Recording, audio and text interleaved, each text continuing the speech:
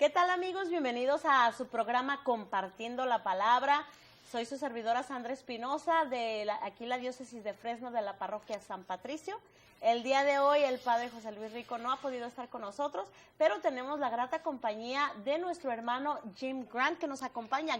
Jim, ¿cómo está? Bien, gracias, Sandra. Es un placer otra vez estar con ustedes.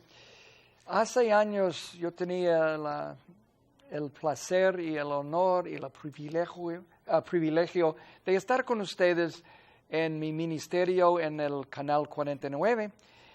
Ahora no estoy trabajando con este asunto, este ministerio, sino con la justicia social. Y voy a aprovechar de mencionar algunas cosas de este ministerio porque tiene mucho que ver con lo que son las lecturas de hoy. El Ministerio de la Justicia Social en la Diócesis de Fresno, que incluye todos los condados del Valle Central, de Madera y Merced, de Fresno, de Mariposa, de Kings Tulare y también Kern Inyo. Todo esto es la diócesis de Fresno. Y hay muchos asuntos de la justicia. Por ejemplo, el aire, cómo es la contaminación de este aire. También el agua. ¿Qué está pasando con el agua, con los pozos contaminados y con la gente que hay millones de californianos que no pueden tomar agua potable, que no es conveniente para ellos, no es accesible para ellos? Estamos trabajando en esto. También asuntos de inmigración, de DACA, de este asunto con los niños en la frontera, de tantos asuntos de la justicia sobre la pena de muerte, los encarcelados, también de los que están sufridos en los hospitales. Todo esto tiene algo que ver con la justicia social. Si ustedes tienen ganas de quizás tener algo de compromiso en sus parroquias o en otros asuntos de este ministerio nuestro de la diócesis de Fresno, favor de llamarme. Se puede buscar en el website Diocese of Fresno, se puede encontrar justicia social y también encontrarme allí. Gracias por esta posibilidad de también mencionar lo que estoy haciendo en este programa. Claro, y es muy importante porque yo creo que también la primera lectura de hoy, las lecturas de las semanas pasadas, nos hablan de eso, que hay que hacer algo, hablan de los profetas, cómo fueron llamados y qué tenían que hacer y qué tenían que trabajar. Entonces, para nosotros como cristianos católicos también es muy importante que hagamos algo políticamente también, los que pueden votar que voten y cosas así, ¿no? Que nos informemos, que nos formemos y pues hay que preocuparnos no solo por mí, por mi familia, sino por la familia de seres humanos que tenemos. Tenemos que ampliar nuestra visión. Si yo tengo agua potable, pero mi hermano no, tengo que preocuparme por él, porque a veces decimos, al cabo yo estoy bien, yo tengo todo, ¿qué importa a los demás? Y eso no es correcto. Como cristianos tenemos que ayudar al hermano y tenemos que, pues, todos trabajar juntos. Gracias, Jim, por esa información. Una cosa que tú mencionaste que tengo que añadir algo. Los obispos americanos están en reunión, mientras estamos grabando este programa, están en reunión y están pensando que van a revisar la guía que preparan antes de una elección del presidente aquí en este país. Cada 4 años tienen que promulgar otra vez la guía. Y van a añadir este año algo basado en las enseñanzas del Papa nuestro Francisco, porque los obispos piensan que no pueden quedar con lo que hay en la guía en este momento, porque hay asuntos que son muy importantes, que están en nuestras mentes y en nuestros corazones en este momento, que antes de votar tienen que pensar también en estos asuntos y no solamente con los asuntos que ya sabemos.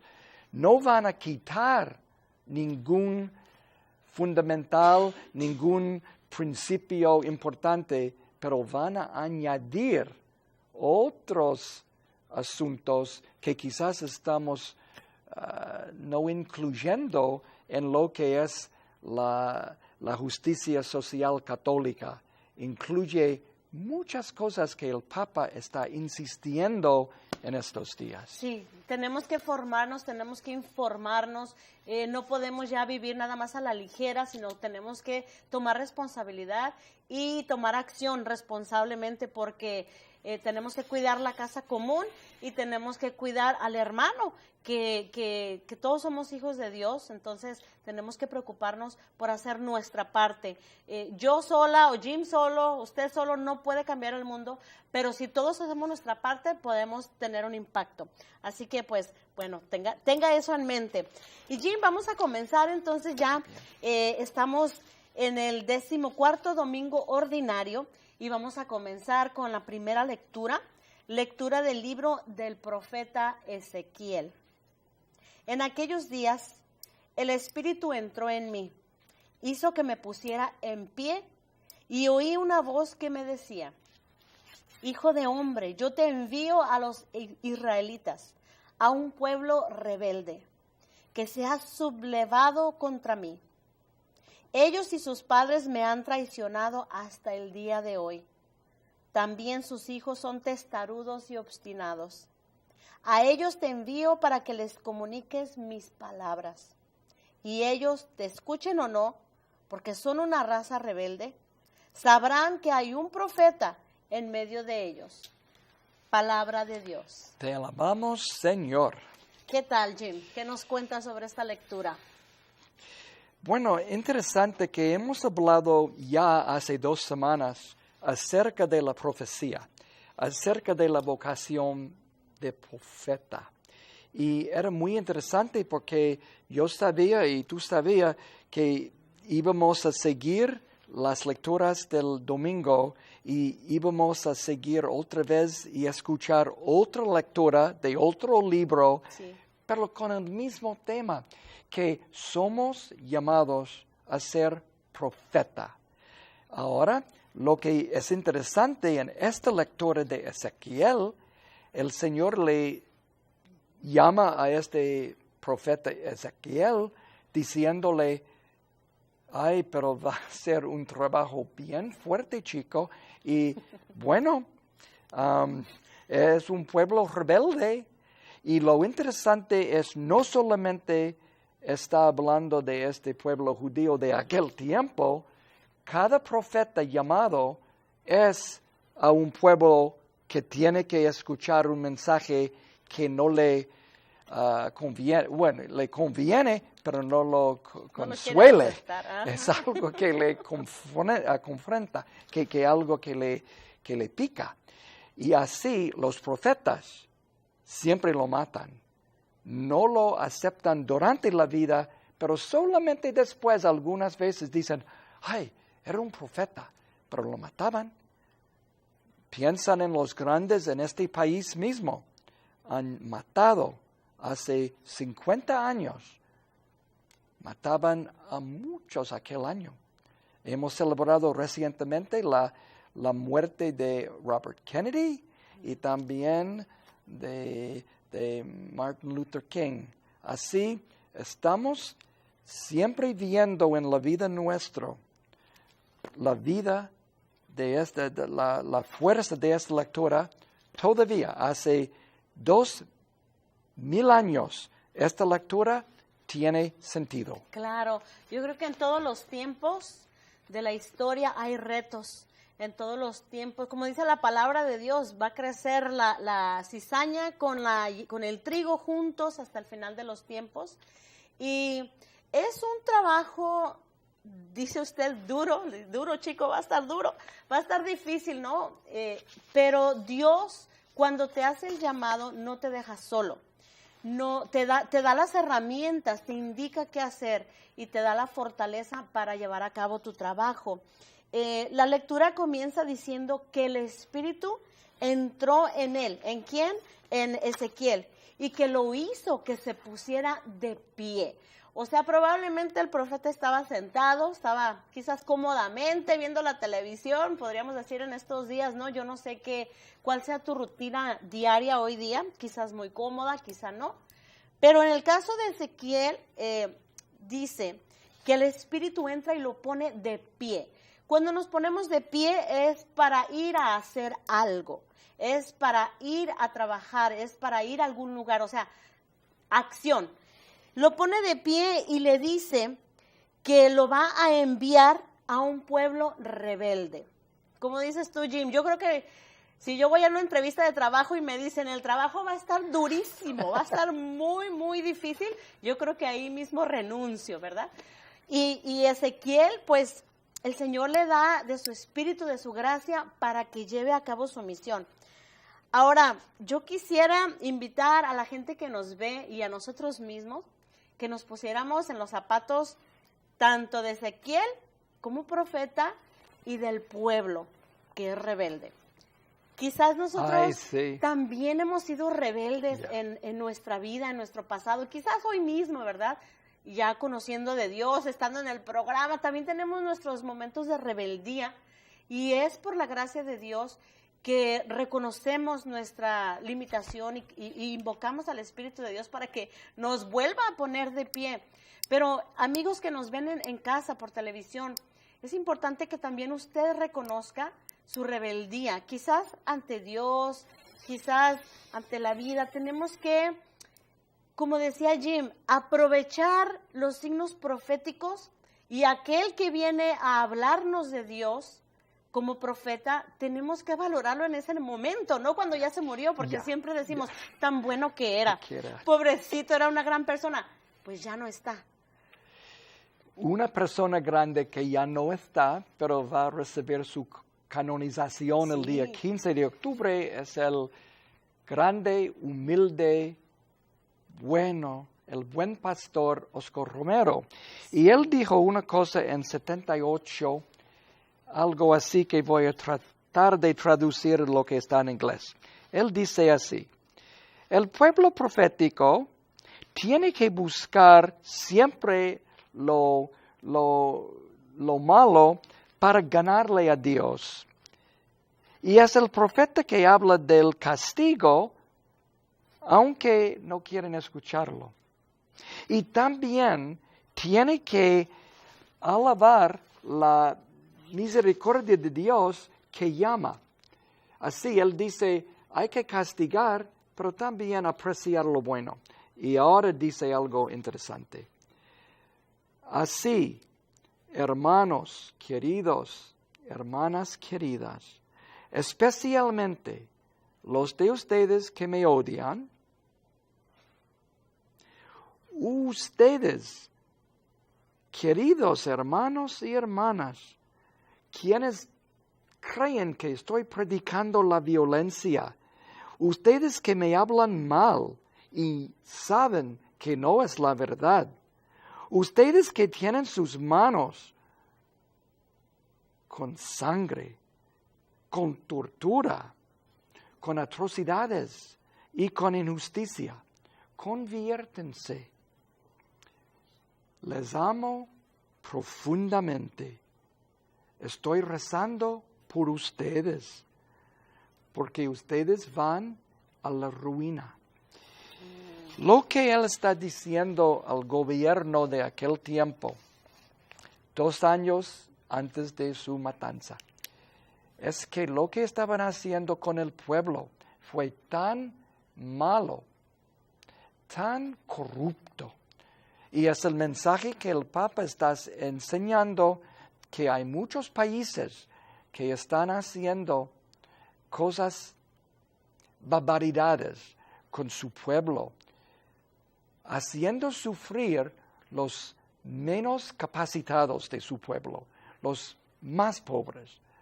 Así, una vocación profética nuestra no solamente es cuidar de lo nuestro, sino tratar de hacer presente estas necesidades del mundo entero en nuestra oración y también en nuestra acción. Sí, claro. Decía yo en unos programas pasados, a Dios orando y con el mazo dando. Tenemos que accionar, tenemos que ponernos de pie. Yo creo que no es casualidad que aquí en la primera lectura habla de que Ezequiel se pone de pie porque el Espíritu lo posee, lo impulsa y se pone de pie. Y es lo mismo de lo que está hablando Jim, ¿no? Es lo mismo que hizo Monseñor Romero. Se puso de pie y cumplió su misión de profeta, de anunciar, de denunciar, de derribar, de no solamente hablar de las maravillas de Dios, sino también hablar de las barbaridades que suceden en los pueblos por causa de los poderosos que no tienen compasión y no dan justamente los bienes al pueblo. Entonces, hermanos, tengamos en cuenta eso, tengamos en cuenta este mensaje que ha compartido el hermano Jim de Monseñor Oscar Romero. Y pues ya muy pronto va a ser su canonización. Estaba comentando Jim fuera de cámara que en octubre parece, ¿verdad? Entonces, tengamos en cuenta eso, hermanos, y vamos a pasar. Una cosa más, solo para terminar con esta lectura. Ayer yo recibí una llamada de un señor en Visalia pidiéndome algo. ¿Qué está haciendo la iglesia con la inmigración en este momento? Yo dije, detalles, por favor. Estoy pensando en los niños en la frontera.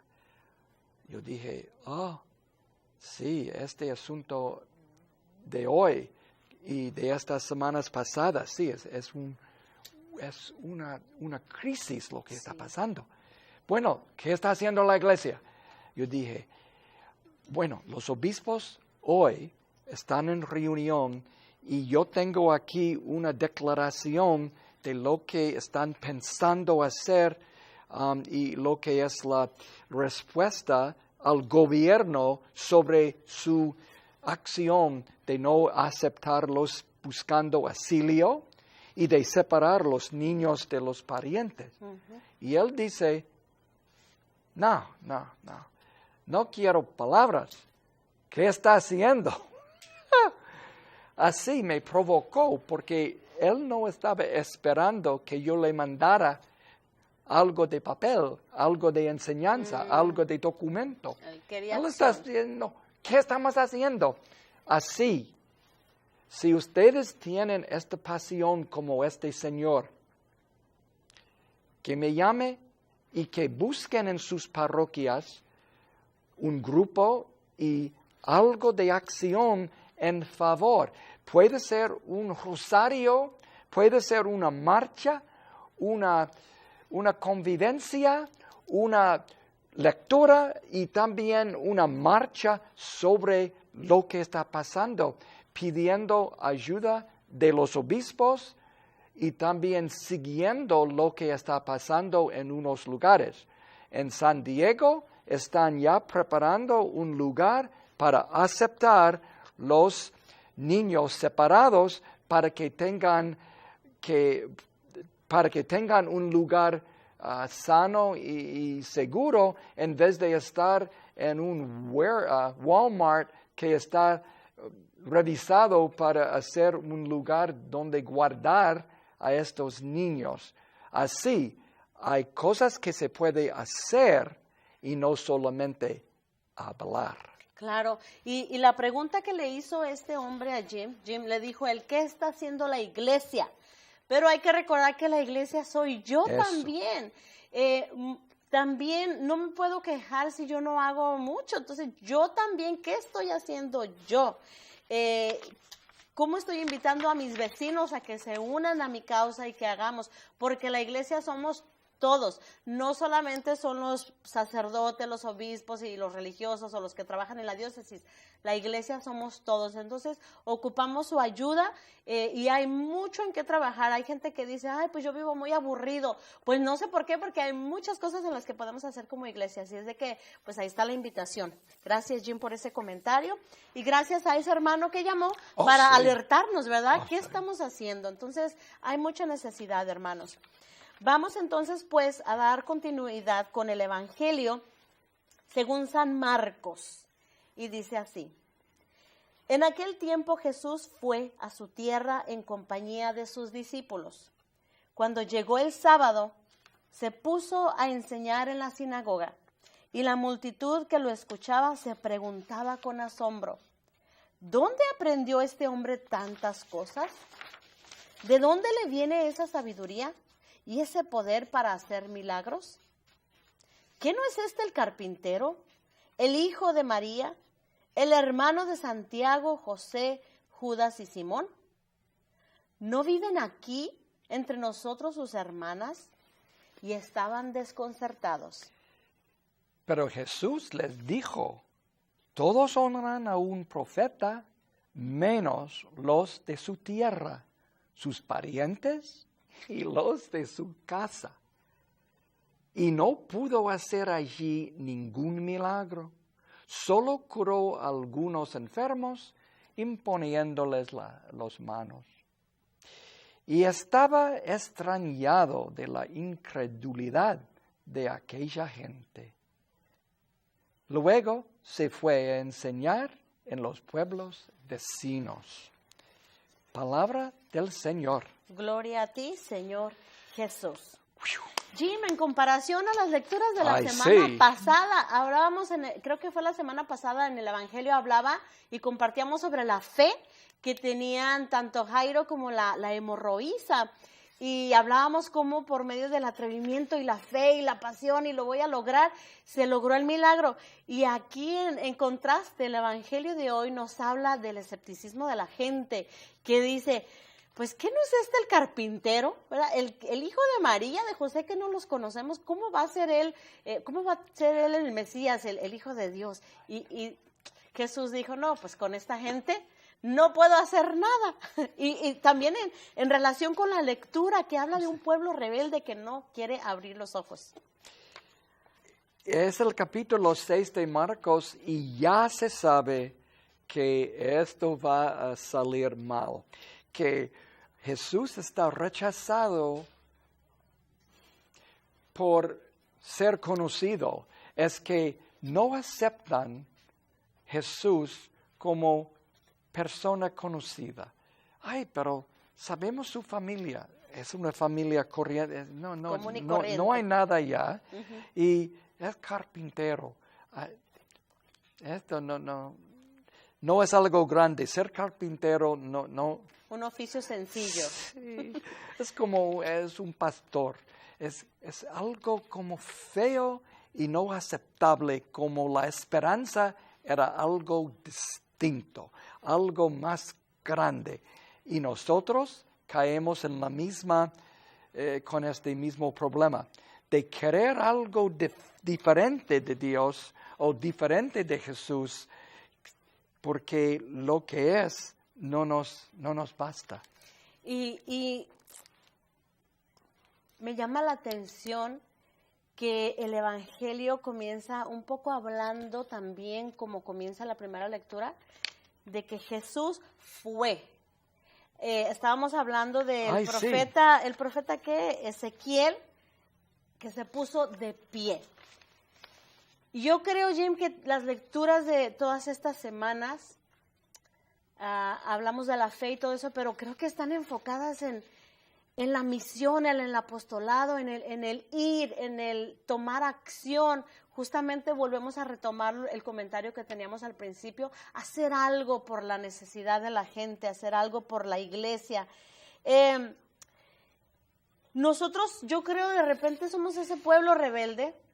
La palabra de Dios es viva y eficaz y surte su efecto y siempre se habla de una realidad. En el día de hoy tenemos Tenemos a Cristo también, puedo pensar en la Eucaristía, en la iglesia, tenemos los sacramentos, el sacramento de la reconciliación, pero no creemos, decimos, ay, pero de veras Jesús hará milagros, de veras Jesús podrá hacer esto. Y mismo Jesús dijo, pues, no me van a reconocer, mi pueblo no me va a reconocer, he venido a ellos y no me reconoce. Y lo criticaba la gente, ¿no? Decía, es como por ejemplo también a nosotros, Jim, en nuestro hogar. Eso. Especialmente cuando tienes un pasado quizás tormentoso, algún vicio que te dominaba, el alcoholismo, qué sé yo. Siempre ponemos el alcoholismo como un ejemplo práctico. Y cuando la persona tiene un encuentro con Cristo y sana de ese vicio, a veces la misma familia no reconoce y no cree que hubo el poder de Dios en la vida de aquel ser humano y no reconocen la gracia de Dios. Me alegro que tú nos haces pensar en la familia nuestra, porque se puede hablar de aquel tiempo y la gente durante el tiempo de Jesús, pero nosotros también con los nuestros, con los de nuestra parroquia, con los de nuestra comunidad y nuestros familiares. Sí. Algunos no lo aceptamos por lo que son o por lo que somos pensando de ellos. Así, esto es abrir nuestra posibilidad de ver a Jesús en las personas que están dentro de nuestra casa más que antes. Sería como una conversión que les ofrezco. Hermanos, nosotros tenemos que